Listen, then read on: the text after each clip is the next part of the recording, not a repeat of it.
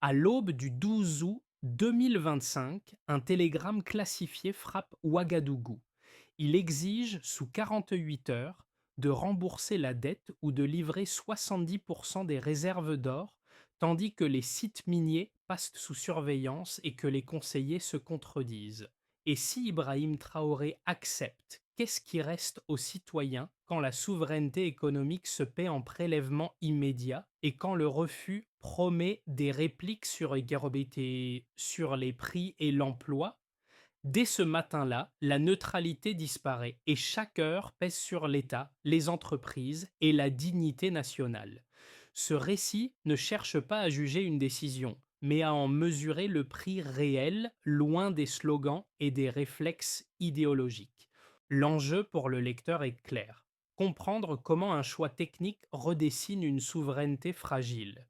Derrière l'ultimatum, il n'est pas seulement question de chiffres ou de calendrier de remboursement, mais de la capacité d'un État à décider sans contrainte durable sur ses ressources stratégiques.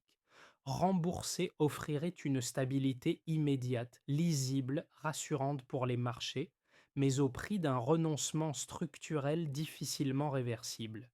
Refuser préserverait un principe politique fort, tout en exposant le pays à des représailles économiques dont l'ampleur reste incertaine.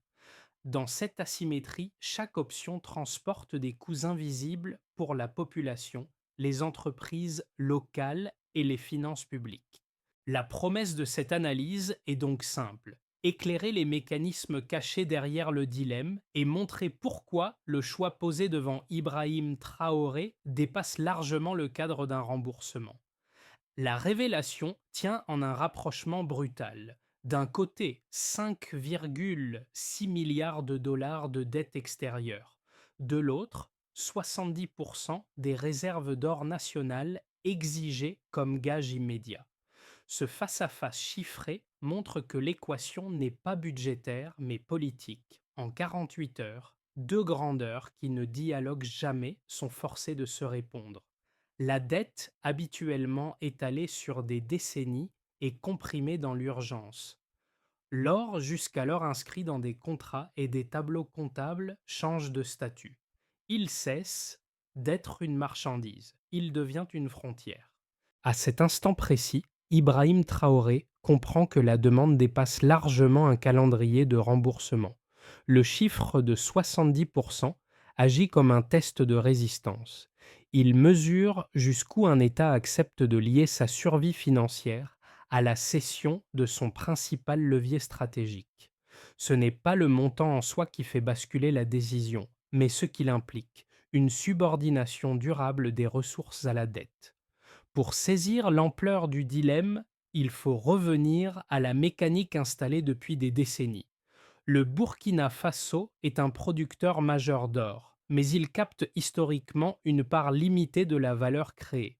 Avant l'ultimatum, environ 70% des revenus miniers échappaient au circuit national, redistribués via concessions, fiscalité avantageuse et rapatriement de profits. En parallèle, la dette extérieure s'est accumulée de façon continue, indépendamment des volumes extraits. Cette architecture produit une dépendance circulaire. Les ressources financent partiellement l'État. L'État emprunte pour combler l'écart. Puis les créanciers utilisent cette dépendance comme levier de négociation. Le télégramme du 12, atteint de 12 août, ne crée pas ce système. Il l'accélère en le rendant visible et compressé dans le temps. C'est là que se referme la première boucle de curiosité. Le cœur du problème n'est pas la rareté de l'or, mais la manière dont la dette redéfinit sa valeur politique. Ce renversement place Ibrahim Traoré face à une question rarement posée frontalement: à partir de quand une ressource cesse-t-elle d'être négociable sans entamer la souveraineté même de l'État? Dans la salle de réunion, les chiffres cessent d'être abstraits lorsqu'ils passent par des voies humaines. Autour de la table, les arguments ne s'additionnent pas, ils se heurtent. Un économiste expose une option intermédiaire, méthodique et rassurante: Céder une part limitée des ressources pour obtenir un allègement immédiat, gagner du temps, éviter la rupture. Sa logique est linéaire, fondée sur la continuité et la prévisibilité des flux financiers. Face à lui, une jeune juriste ouvre un dossier rarement activé. Elle évoque des clauses de révision prévues dans certains contrats miniers, juridiquement complexes, jamais mises à l'épreuve. Le terrain est incertain et risqué, mais il introduit une variable nouvelle, la capacité de l'État à reprendre l'initiative sans rompre formellement. Ce n'est pas une solution rapide, c'est un pari sur la durée, avec des coûts procéduraux et politiques. Un troisième conseiller, issu du secteur sécuritaire, déplace encore la discussion. Il ne parle ni de dette ni de contrat, mais de sites, de routes et de contrôle. Toute décision, rappelle-t-il, produira un effet immédiat sur le terrain. Rumeurs, mouvements, perceptions. La souveraineté commence par la maîtrise physique des lieux stratégiques, avant toute annonce publique. Ces trois voies incarnent trois temporalités distinctes: l'urgence financière, la reconstruction juridique et la stabilité opérationnelle. Leur confrontation révèle un impact précoce souvent négligé. Avant même qu'une décision ne soit rendue publique, l'appareil d'État se met en tension. Les administrations testent leurs limites. La cohésion interne devient un enjeu en soi. À ce stade, une idée s'impose sans slogan ni chiffres spectaculaires. La décision façonne l'État avant de façonner l'économie. Ce moment n'est pas encore d'historique. Il est préparatoire, mais il conditionne tout ce qui suivra. Avant l'ultimatum, la routine dominait. Les sites aurifères fonctionnaient sous les contrats existants, les flux suivaient leurs canaux habituels et la dette restait une ligne abstraite dans les rapports. Après le télégramme du 12 août, tout s'accélère. L'État bascule en mode crise et chaque heure devient un signal interprété par des acteurs multiples, souvent sans coordination explicite. L'activation commence à l'aube. Un ordre discret circule: sécuriser les zones minières stratégiques. Des unités sont déployées sans annonce officielle, avec des consignes limitées et précises. Il ne s'agit pas d'une démonstration de force, mais d'un contrôle opérationnel. Les accès sont filtrés, les mouvements observés, les équipes sur site sommées de rendre compte. La décision politique n'est pas encore formulée, mais l'appareil d'État se prépare à ses conséquences concrètes. À Ouagadougou, les réunions s'enchaînent. Les conseillers réévaluent leur position à mesure que les informations remontent du terrain. Les radios locales relaient des rumeurs, amplifiées par l'absence de communication officielle. Certains évoquent une nationalisation imminente. D'autres parlent de représailles financières rapides. L'incertitude devient un acteur à part entière, capable d'influencer les comportements avant même toute annonce formelle. Le point culminant survient avec une image. Un cliché pris par drone montre une installation aurifère désormais sous contrôle militaire. La photographie circule sans commentaire, mais son message est limpide. Elle marque un avant et un après. À cet instant, la crise quitte les cercles fermés et entre dans l'espace public régional. Pour Ibrahim Traoré, le signal est volontairement minimaliste. Montrer sans expliquer, laisser l'interprétation produire ses propres effets. Les répliques ne tardent pas. Sur les marchés, les acteurs ajustent leurs anticipations. Les entreprises minières suspendent certaines opérations non essentielles et demanderont des clarifications par voie diplomatique. Les partenaires étrangers sollicitent des informations sans obtenir de position définitive. Aucun communiqué ne tranche, mais la dynamique est enclenchée. L'absence de parole devient elle-même une stratégie utilisée pour tester les réactions sans s'enfermer dans un engagement irréversible. Sur le plan interne, l'effet est immédiat. Les administrations locales renforcent leur coordination autour des infrastructures critiques. Les forces de sécurité réévaluent leurs priorités. Les ministères économiques travaillent sur des scénarios de continuité anticipant des retards de financement ou des ruptures d'approvisionnement. Chaque service agit dans son périmètre sans visibilité totale, mais avec la conscience d'un risque partagé. Dans la rue, les perceptions divergent. Certains commerçants redoutent une instabilité prolongée. D'autres voient dans ces gestes une reprise de contrôle longtemps attendue. Les conversations changent de registre. On ne parle plus seulement de prix ou d'emploi, mais de dignité et de marge de manœuvre. Le récit national commence à se transformer avant même la décision finale. Ce qui frappe dans cette séquence, c'est la vitesse. En moins de 24 heures, une exigence technique produit une reconfiguration opérationnelle, politique et symbolique. Le choix n'est pas encore officialisé. Pourtant, il agit déjà. Avant l'intervention de l'État, l'or burkinabé suivait le marché mondial sans peser directement sur la politique nationale. Après la reprise de contrôle des sites, il devient un indicateur avancé de souveraineté économique. Le point de départ est celui d'une production intégrée aux flux globaux. L'écart apparaît dès que le contrôle étatique se renforce. Cette bascule permet de lire la crise autrement que par les déclarations officielles. Premier indicateur, le cours de l'or progresse de 3,7% en 24 heures après l'annonce de la sécurisation des sites. Autrement dit, le marché anticipe une raréfaction temporaire liée à un contrôle plus strict de la production. Ce mouvement signale que la décision n'est pas perçue comme marginale, mais comme un choc d'offres potentiel. L'or, valeur refuge mondial, réagit lorsque l'incertitude politique touche directement l'extraction. Ici, le signal est net. Le Burkina Faso redevient visible dans la chaîne de valeur, non plus comme simple point d'extraction, mais comme acteur capable d'influencer le rythme. Deuxième indicateur, le risque de contraction du PIB est estimé à 3,2% en cas de rupture prolongée avec les créanciers. Autrement dit, la suspension ou le ralentissement des financements externes réduit investissements, importations et projets publics essentiels. Ce chiffre agit comme une borne inférieure du coût économique immédiat. Il ne décrit pas un effondrement généralisé, mais un ralentissement ciblé, concentré sur les secteurs dépendants des flux internationaux. Pour l'État, il fixe une limite opérationnelle. La souveraineté a un prix mesurable Kakevira, à court terme. Troisième indicateur, les recettes fiscales augmentent de 6% au premier trimestre suivant l'intervention. Autrement dit, la réorientation des flux internes améliore la captation nationale des revenus miniers.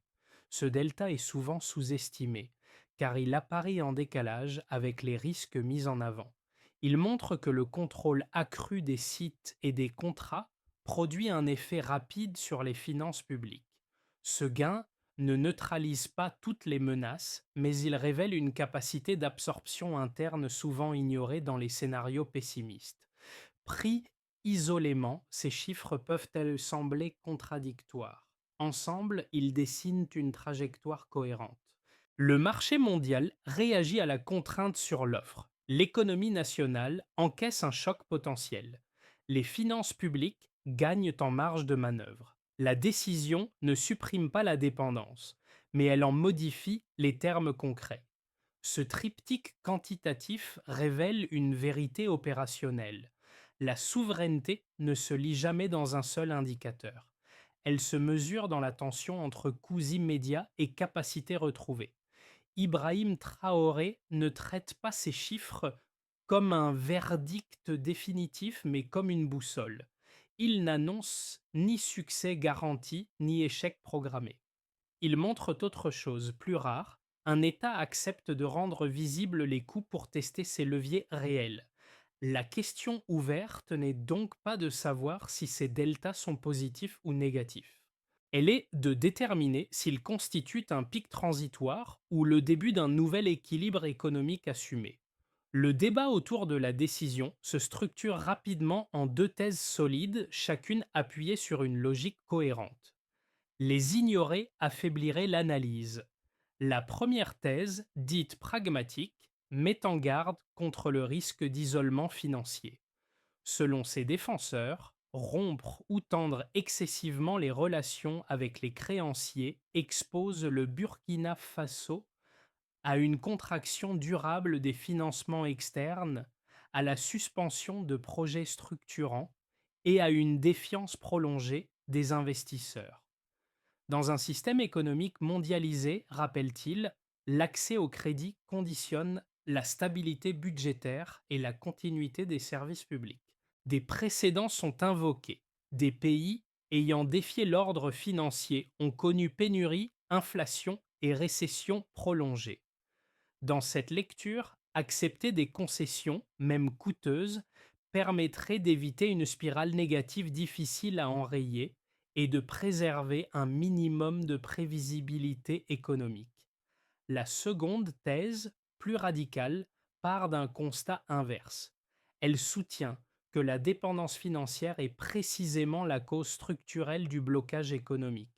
Pour ses partisans, accepter l'ultimatum revient à figer un modèle où les ressources stratégiques financent un des intérêts extérieurs sans effet durable sur l'économie locale.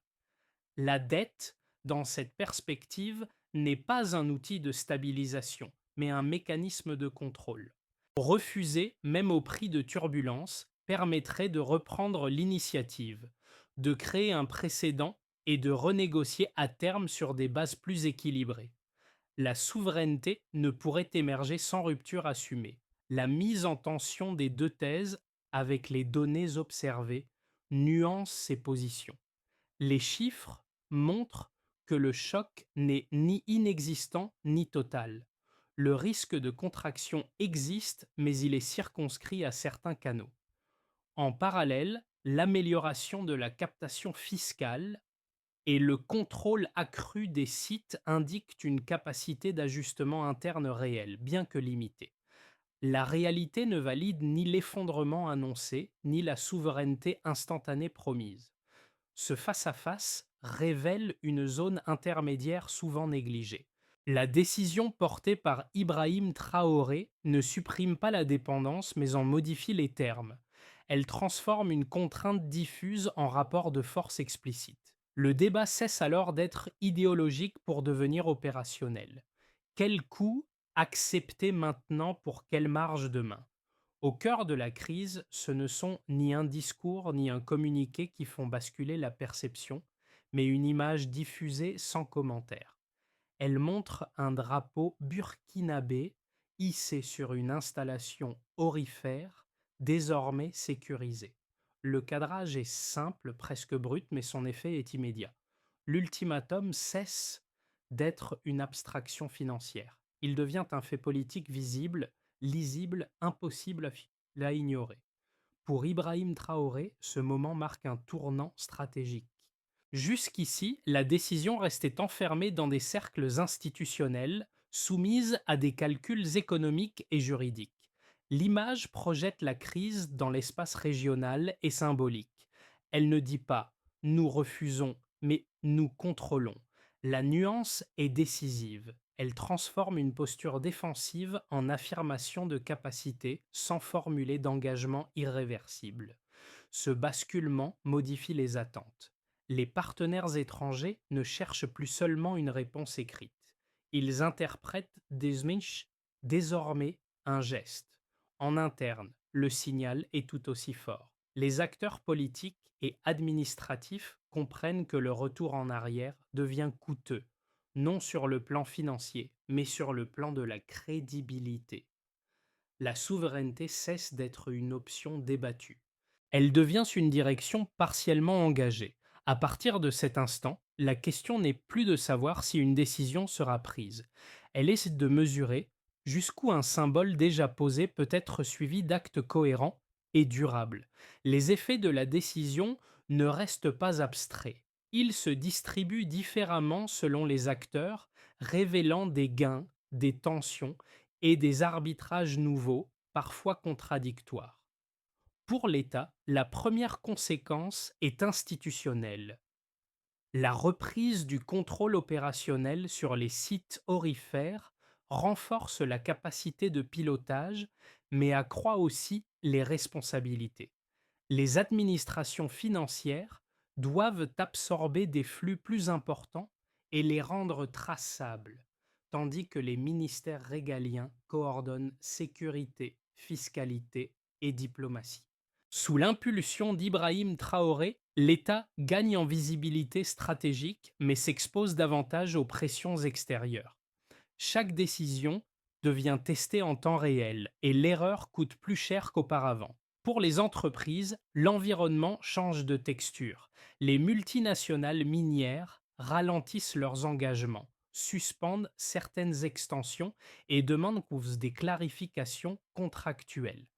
À l'inverse, des acteurs régionaux et asiatiques explorent des partenariats jugés plus équilibrés, sans promesse immédiate. Les entreprises locales, notamment les sous-traitants, bénéficient d'un accès élargi à la chaîne de valeur, mais doivent se composer avec une volatilité accrue. Le risque augmente, tout comme les marges potentielles. L'économie privée entre dans une phase d'ajustement, ni euphorique ni paralysée. Pour les citoyens, l'impact est immédiat et contrasté. Dans les zones minières, la sécurisation des sites crée des emplois directs et indirects, renforçant l'activité locale et les revenus à court terme. Ailleurs, l'inflation importée et les tensions logistiques pèsent sur les ménages, en particulier les plus vulnérables. Le débat public se déplace. Les conversations quotidiennes intègrent désormais des notions de dette, de ressources et de souveraineté. Le coût de la décision est ressenti, mais il est aussi compris comme un investissement politique collectif, même si ses bénéfices restent incertains. Pour la région et les partenaires, la décision agit comme un signal. L'axe de coopération entre le Burkina Faso, le Mali et le Niger gagne en cohérence, offrant un cadre de solidarité sécuritaire et économique encore fragile. Les partenaires occidentaux adoptent une posture prudente mêlant inquiétude et dialogue conditionnel. De nouveaux équilibres émergent, sans garantie de stabilité rapide. Le Sahel devient un espace d'expérimentation géopolitique observé de près, où chaque geste est interprété au-delà de ses effets immédiats. Pris ensemble, ces impacts dessinent une réalité nuancée. La décision ne produit ni miracle ni effondrement. Elle redistribue les cartes, crée des gagnants temporaires et expose des fragilités persistantes. Ce qui change fondamentalement, c'est la nature du débat. Il ne porte plus sur la possibilité d'agir, mais sur la capacité à assumer les conséquences. La question n'est donc plus théorique, elle est désormais pratique. Qui s'adapte le plus vite à cette nouvelle donne et à quel coût politique, économique et social pour la trajectoire portée par Ibrahim Traoré? À l'horizon des 6 à 12 prochains mois, la trajectoire du Burkina Faso reste ouverte. Il ne s'agit pas de prédire l'avenir, mais de structurer les possibles afin de comprendre les marges de manœuvre réelles. Trois scénarios crédibles se dessinent, chacun avec ses contraintes et ses leviers. Dans un scénario de base, celui de l'ajustement sous contrainte, le pays maintient une ligne de souveraineté affirmée tout en composant avec des pressions financières persistantes. Les relations avec certains créanciers demeurent tendues, mais un dialogue minimal évite l'escalade formelle. Les financements extérieurs se raréfient sans disparaître totalement. L'économie progresse lentement, portée par une meilleure captation des revenus miniers, sans compenser entièrement la réduction des flux internationaux. L'État arbitre en permanence, priorisant les dépenses essentielles et acceptant une croissance modérée. La stabilité est préservée au prix d'une vigilance constante et d'une gestion fine des tensions. Dans un scénario optimiste, celui de la reconfiguration régionale, la décision initiale déclenche un effet d'entraînement. Les coopérations avec les pays voisins s'intensifient, sécurisant les corridors commerciaux et certaines infrastructures des critiques. De nouveaux partenariats émergent progressivement, plus équilibrés dans leur architecture contractuelle. Les recettes publiques gagnent en prévisibilité, la confiance interne se renforce et l'investissement local reprend prudemment. Le pays consolide une position d'acteur régional affirmée, sans rompre avec l'économie mondiale, mais en diversifiant ses dépendances. La souveraineté progresse par accumulation d'ajustements cohérents, non par rupture spectaculaire. Dans un scénario pessimiste, celui de la crête étroite, les tensions se durcissent. Les restrictions financières s'accentuent, l'accès aux marchés internationaux se complique et l'investissement privé ralentit fortement. L'inflation pèse davantage sur les ménages, mettant à l'épreuve la cohésion sociale.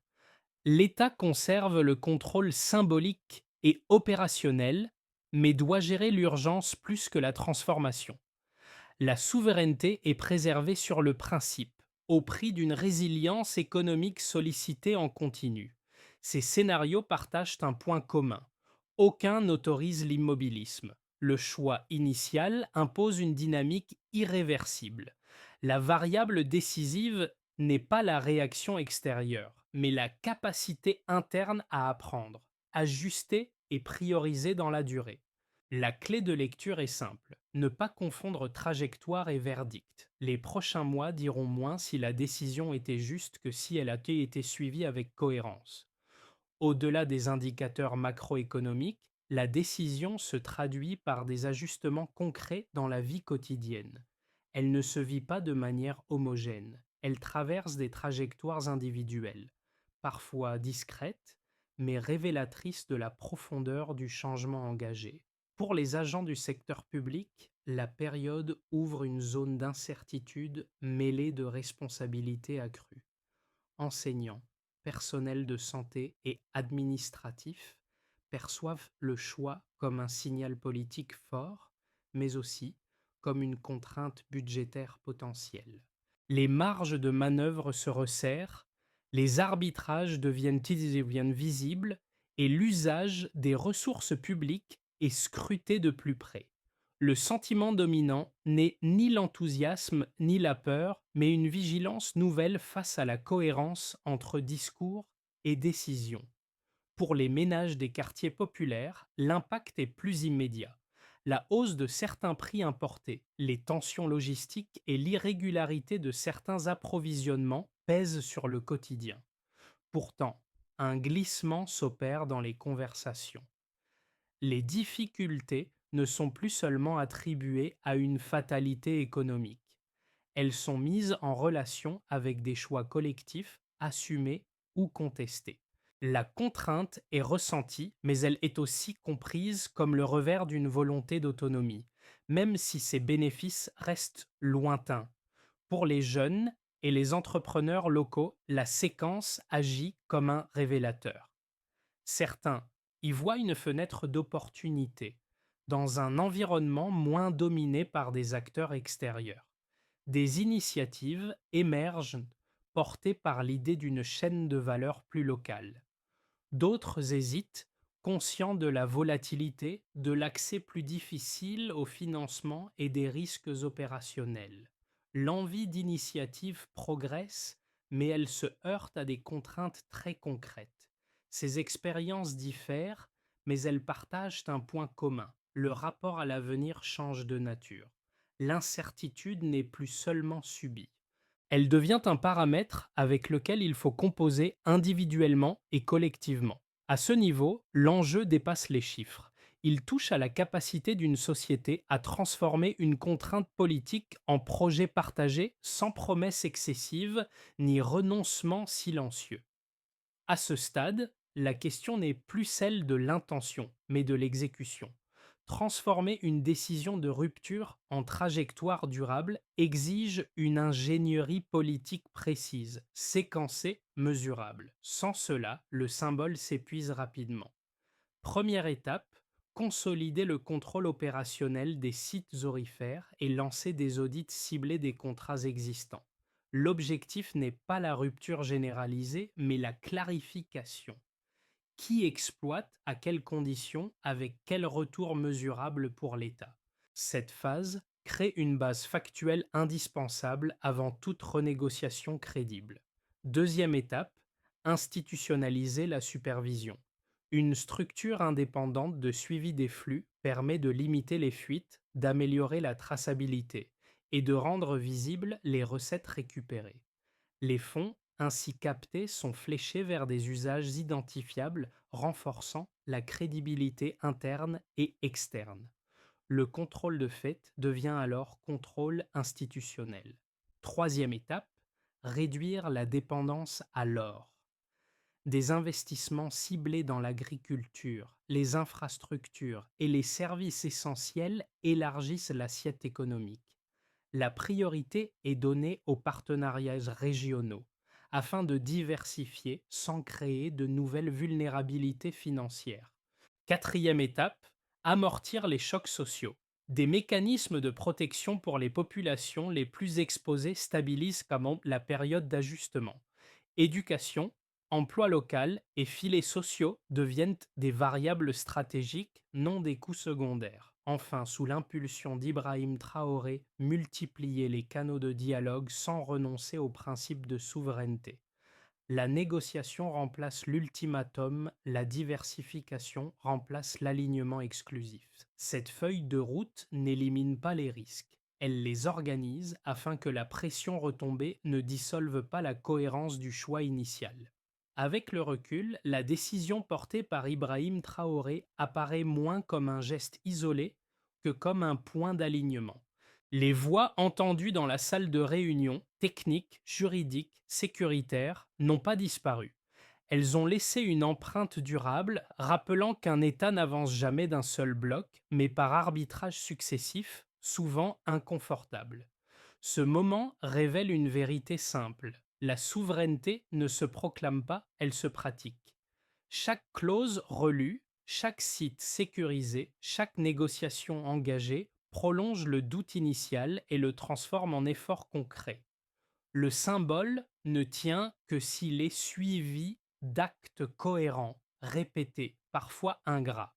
C'est là que se joue la crédibilité, bien plus que dans un discours ou une image. Pour Ibrahim Traoré, l'enjeu dépasse la décision elle-même. Il s'agit de maintenir l'alignement entre ce qui a été montré et ce qui sera fait lorsque la pression médiatique retombera. La cohérence devient une discipline. Elle impose de résister aux raccourcis, d'accepter les coups de gifle visibles et de gérer les tensions internes sans renoncer à la direction fixée. Une phrase entendue à huis clos résume cet état d'esprit. Choisir, c'est accepter de porter les conséquences. Elle ne promet ni victoire rapide ni reconnaissance immédiate. Elle affirme une trajectoire. Dans cette continuité, la décision cesse d'être un événement. Elle devient un test de durée, de constance et de responsabilité collective. Cette histoire ne se referme ni avec une décision, ni même avec ses premières conséquences visibles. Elle s'inscrit dans une séquence plus large où chaque société se retrouve confrontée au même dilemme. Jusqu'où accepter la contrainte immédiate pour préserver une marge de choix collective à long terme. Le Burkina Faso n'apporte pas une réponse universelle, mais un cas concret, lisible, qui oblige à regarder autrement les rapports entre ressources, dettes et pouvoir politique. Pour le lecteur, l'enjeu n'est pas de prendre parti, mais de comprendre les mécanismes à l'œuvre. Comment une exigence comptable devient-elle un test de souveraineté? À quel moment un symbole se transforme-t-il en responsabilité durable? Et surtout, comment évaluer une trajectoire avant d'en connaître les résultats finaux, sans tomber dans le verdict hâtif ni l'adhésion aveugle? Ces questions dépassent un pays et un contexte. Elle concerne toute communauté confrontée à des arbitrages difficiles entre stabilité immédiate et autonomie future. Le débat gagne à rester informé, nuancé, ouvert à la contradiction, car c'est souvent dans cet espace que se construisent des choix plus lucides. Si ce récit vous a aidé à mieux lire cette séquence, partagez-le, discutez-en, confrontez-le à d'autres analyses. La compréhension collective est parfois le premier pas vers des décisions plus responsables. Alors, face à des choix qui engagent l'avenir, quels critères devraient, selon vous, se primer avant tout? La sécurité à court terme ou la capacité à décider demain?